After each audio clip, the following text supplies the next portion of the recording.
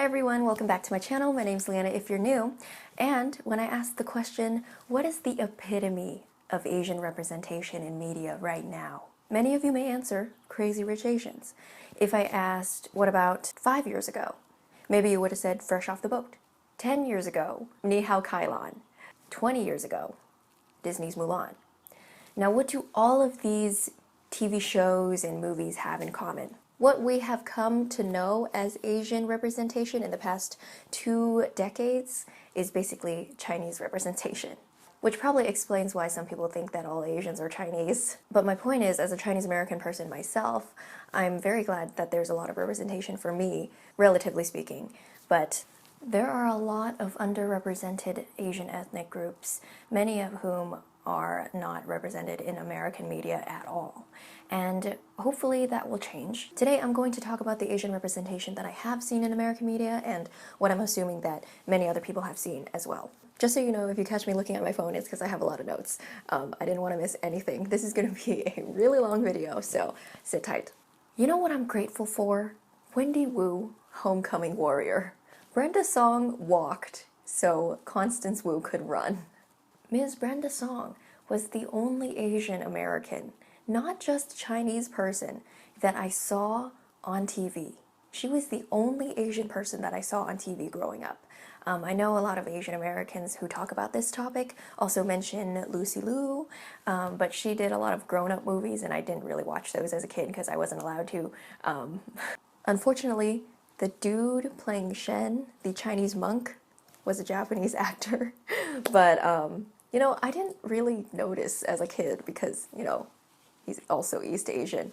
But then rewatching the movie as an adult, I was like, wow, his Chinese is so bad for like a Chinese monk.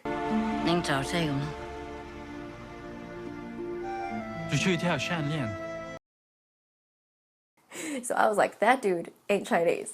Anyway, Brenda Song. It was great seeing her as a dumb rich girl in Sweet Life and also a dumb popular girl in Wendy Wu, Homecoming Warrior, because, you know, the stereotype is that Asian girls are quiet, smart, and unpopular and nerdy.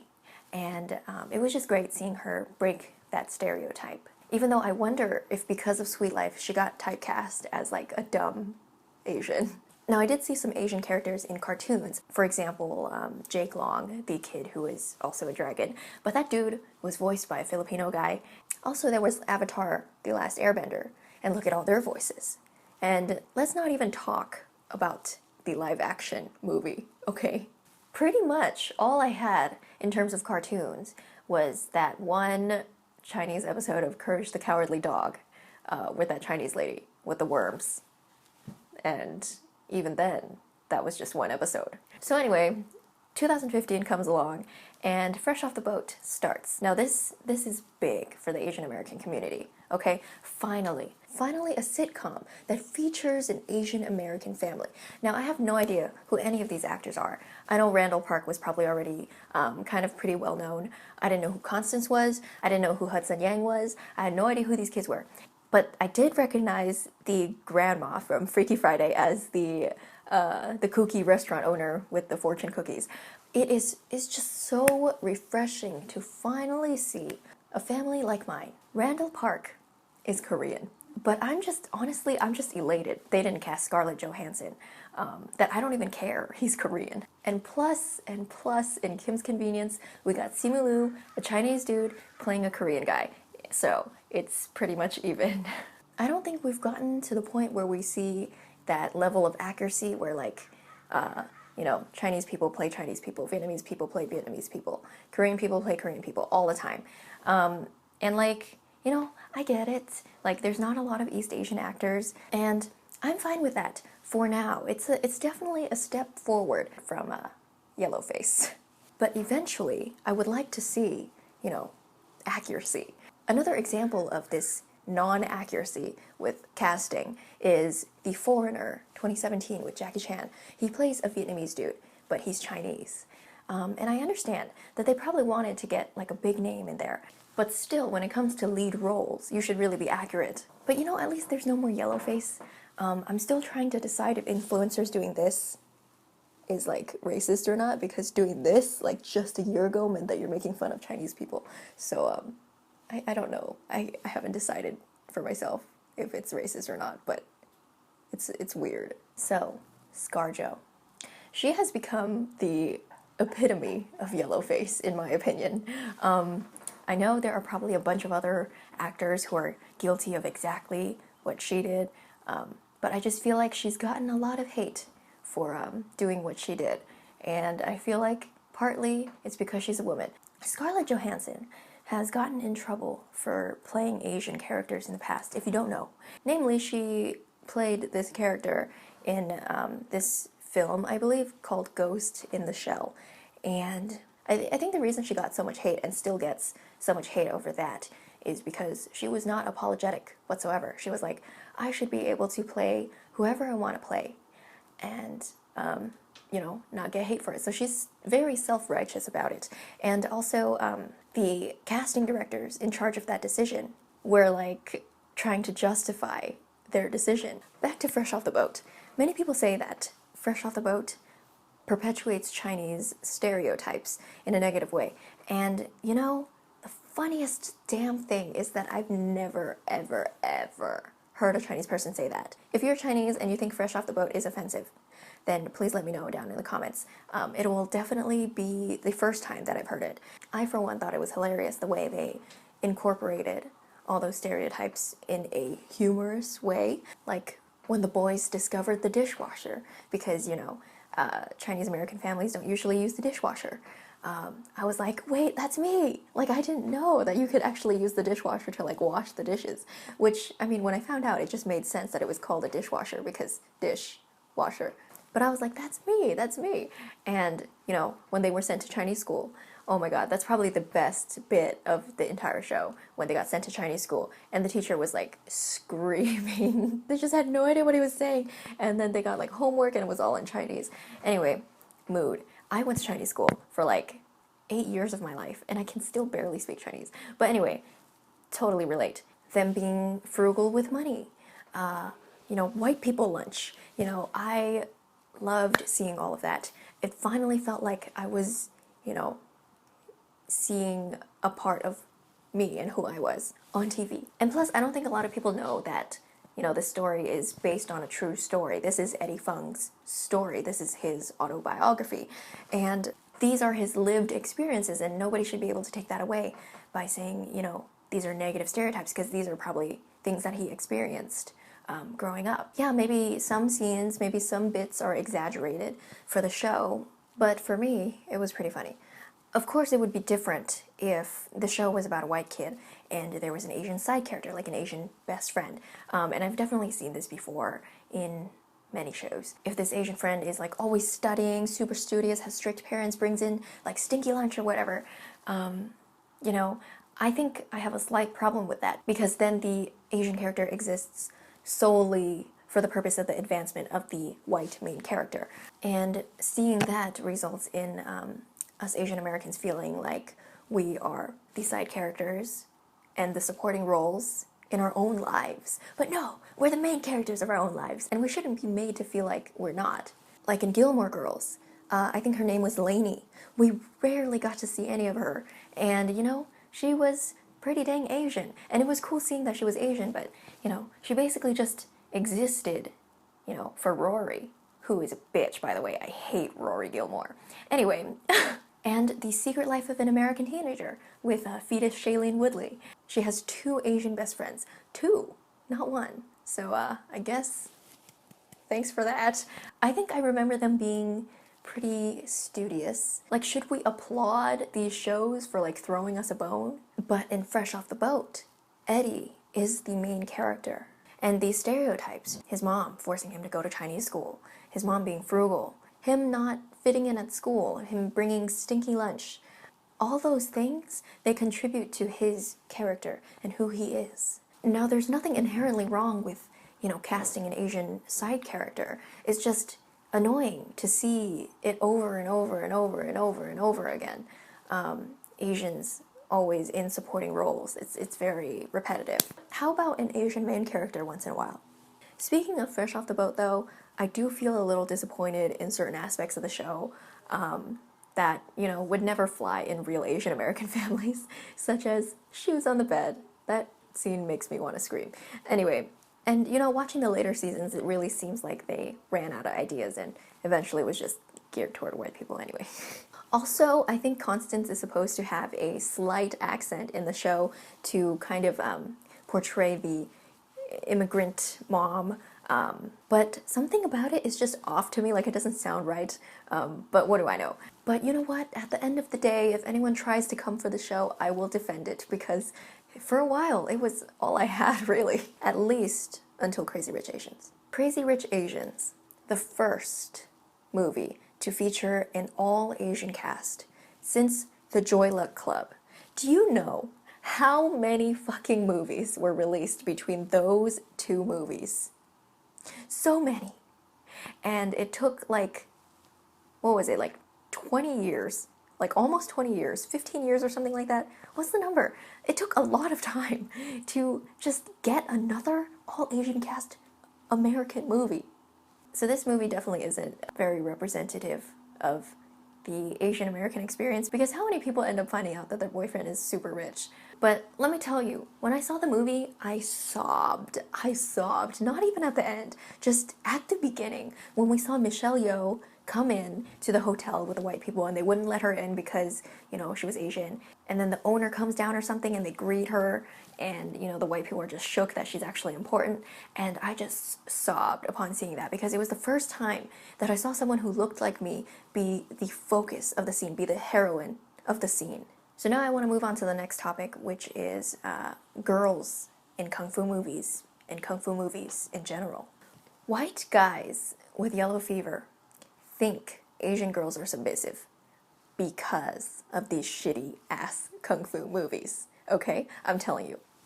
They think we're submissive and nice and sweet, and we're gonna do everything they ask us to because of these kung fu movies, and because they have no Asian friends in real life.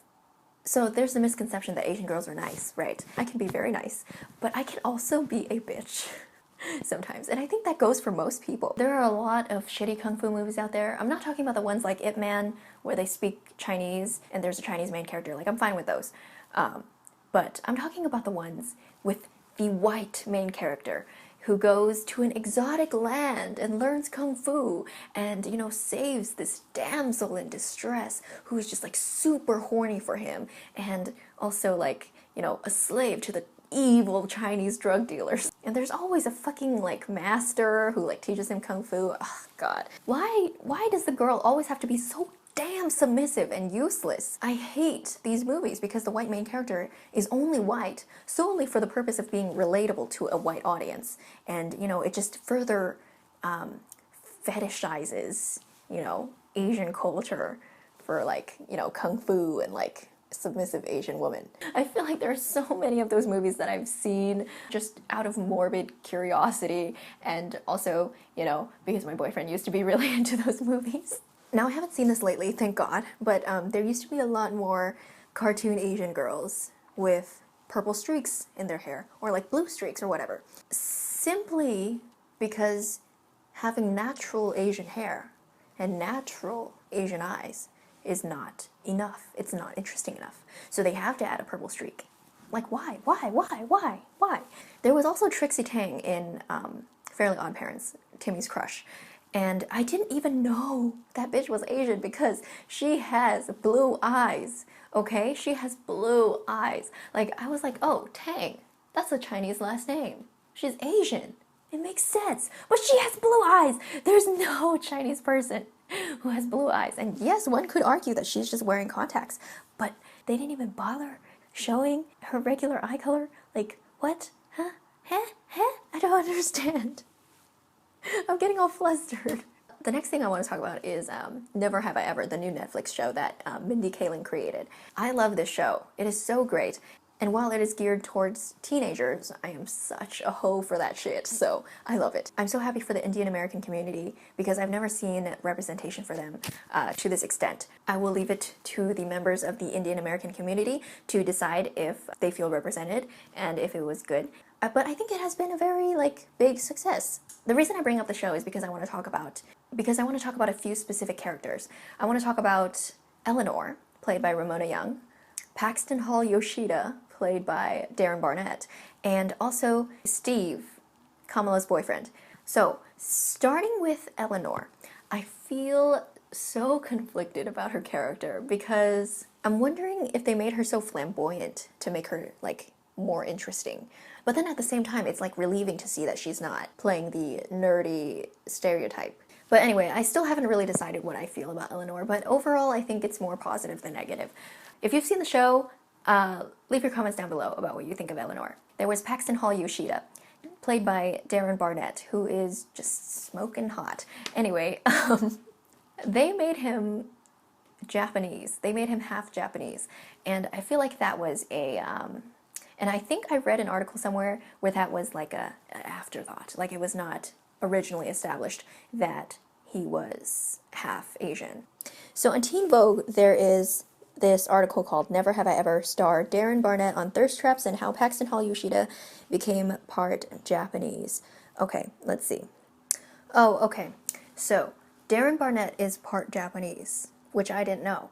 And that's pretty cool that they changed the character to, you know, suit him. So actually that was a really good way of handling that. You know, originally I had my concerns. I was like, you know, I wonder if they just made him half Japanese and Darren Barnett isn't even half Japanese. But, you know, now that I know he's half Japanese, like it makes things a lot different. But, you know, if he wasn't half Japanese, then I would have been like, you know, they probably just made him half Japanese to, you know, make it seem like more diverse. And so like Davy wouldn't have to like choose between two white guys. But anyway, yeah, no further comments. I'm pretty happy with how they handled that actually. One more character that I want to talk about. Which is Steve, Kamala's boyfriend. He is an attractive, athletic Chinese dude played by an attractive, athletic, maybe, I don't know about the actor's fitness habits, attractive, athletic Chinese dude. And, you know, it was just so refreshing to finally see some accurate representation in a Chinese dude not playing like a nerdy, like tech computer science geek. Okay? Like, we need some love for my hot Asian guys because there are a lot of them. So now I want to talk about Mulan, the live action. Disney's Mulan, I watched that movie like as much as I watched Shrek. And I love Shrek so much. I love Disney's Mulan. Now because of Corona, the live action couldn't come out in theaters this year. I don't know what they're planning on doing. I think they're going to release it on Disney Plus, but it really deserves to be on the silver screen. Is it silver screen in movie theaters? It really belongs on the big screen. But when they released news of their plans for this movie, boy, oh boy, I had a lot of opinions. The main difference between this live action and the cartoon is that they're trying to make this live action like a lot more serious, it seems like. Like there's no songs. I mean, you know, you hear like an instrumental like reflection somewhere in the trailer. It goes like, and I'm like, okay, cool, like, you know, that's just, it means nothing to me. I want the actual songs because the fucking Mulan soundtrack is legendary. They took that away from us. They took that away. And we can't have songs in the live action Mulan. I would have been fine with Mushu and songs and Shang and, you know, all that stuff, all that extra stuff that wasn't like historically accurate or whatever, because it's Disney. It's like their whole brand. And I don't want any, you know, special treatment. I just want them to make it exactly like the cartoon was. And I hate it. I hate it when they change things up in the live action. Plus, Mulan is not really like a historical figure. She's more of a legend than a historical figure, to be honest with you. And, you know, Aladdin was a story in Arabian Nights, right? So both stories in different cultures, but drastically different movies. Aladdin got to keep all their songs, plus more. And, you know, it was relatively similar to the cartoon. And I just feel so disappointed. I can't really, like, say these are my final thoughts when I haven't even seen the movie yet. But these are just thoughts that I have, like, you know, hearing all the news of their decisions and also seeing the trailer. Speaking of the trailer, one thing that makes me mad about the trailer is that she looks so one-dimensional in the trailer, okay? Remember in the cartoon how she was actually kind of like interesting and kind of funny, you know, like she was just a regular girl that we could relate to. But in the goddamn trailer, she's always like, I will fight for my family. I want to fight like I'm a warrior. I need to bring honor to my family. Like, that's all there is to her. Like, she wants to fight. She wants to be a warrior, and I get it. That's her thing. After she finds out that she has to replace her father in the war. But before then, you know, who was she? They just sucked all the life out of 1998 Mulan, and, you know, she was just a shell of what she's supposed to be. So why is Asian representation such a big deal? Why have I talked about this for, you know, however long this video is? Because when there are this few Asians in Western media, people start to believe that Asians don't belong here. People start to believe that Asians don't belong anywhere but Asia. And it just makes racism worse. This dude called me a chink and told me to go back to my fucking country. And also, countless microaggressions, such as, oh my god, you speak English so well, like, you were born here, right? Like, where are you really from? Oh, so you were born here, but your parents weren't born here. Like, people should know that. Like, as soon as I open my mouth and start speaking fluent English, like, they should know. They're like, oh, she's Asian American, she was most likely born here. Let's not forget about that white dude who came up to me when I had platinum blonde hair, and he was like, you look like you belong in an anime. And he was like, are you Japanese or Korean? And then I was like, I'm Chinese. And he was like, oh, well, I wouldn't have guessed because I have a few Chinese buddies and they're all darker than you. And I'm like, what?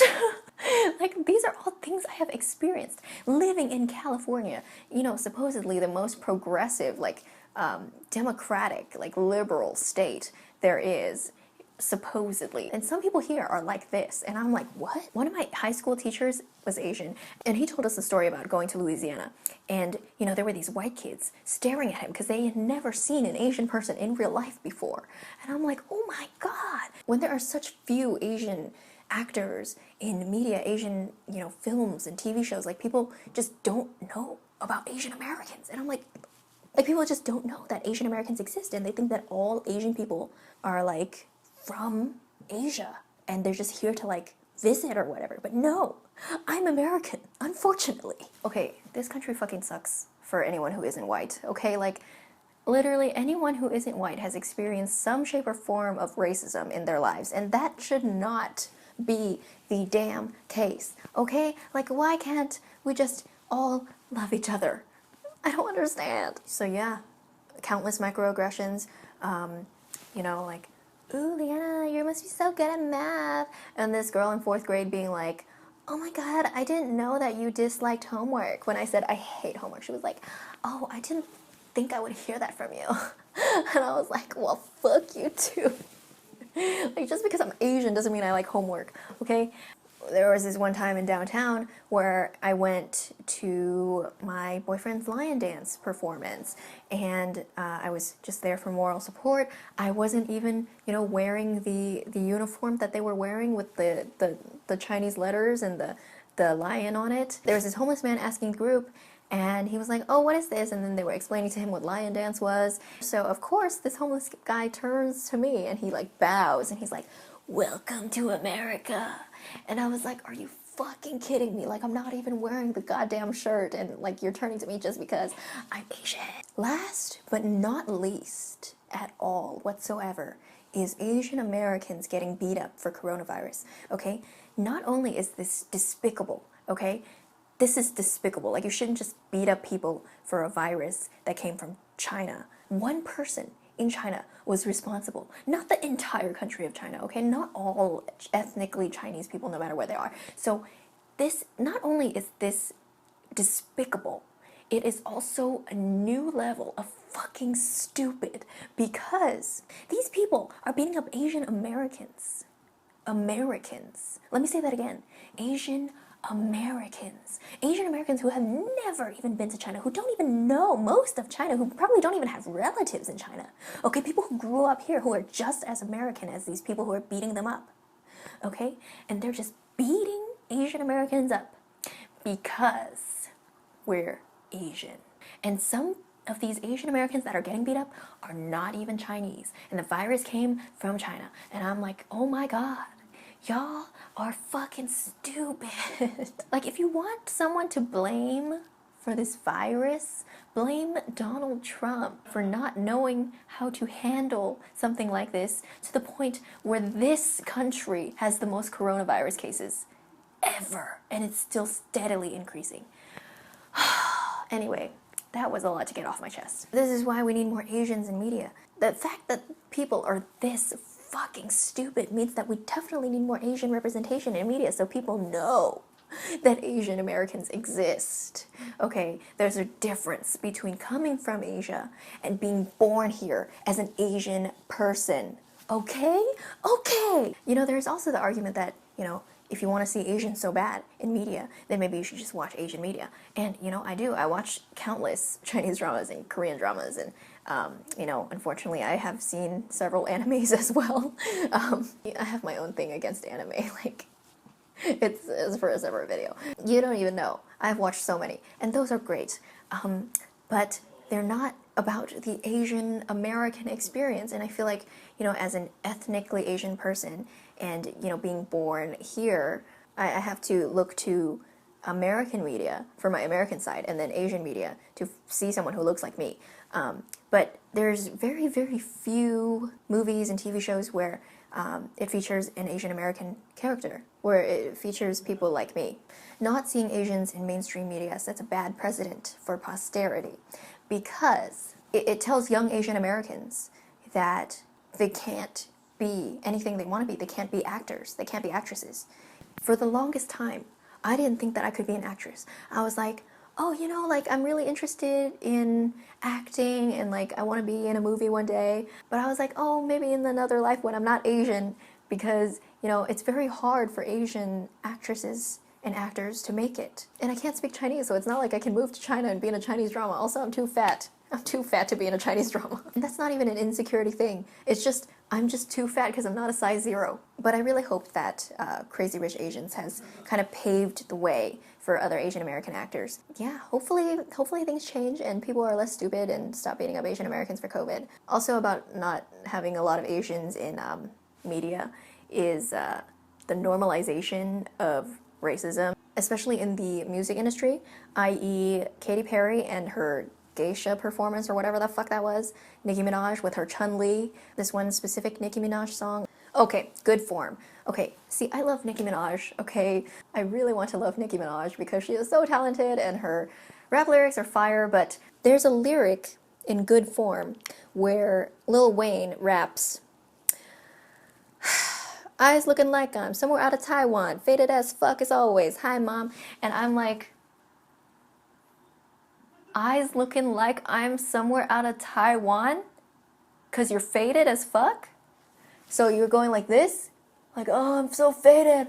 Oh my god, I look Taiwanese. Like, how has that not been talked about? Like, I literally have not seen anything on the internet where anyone has talked about that line. And I'm just like, what? Asian racism is so normalized in the entertainment industry that, you know, nobody cares.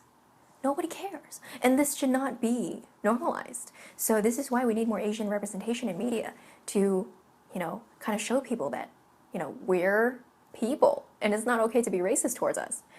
Oh god, that's so offensive. Anyway, so yeah, on that note, I think it's very important to, you know, have more Asian faces in the entertainment industry. And hopefully I will, you know, become an actress one day. So that is it for this very long video. If you enjoyed, if you're still here, please give this video a like. Let me know what you thought of it down in the comments section below. I appreciate you, and thank you for listening to me rant and get very heated about certain topics. So yeah, if you liked me, subscribe, and I will see you next one. I'll see you in the next one. Okay, bye.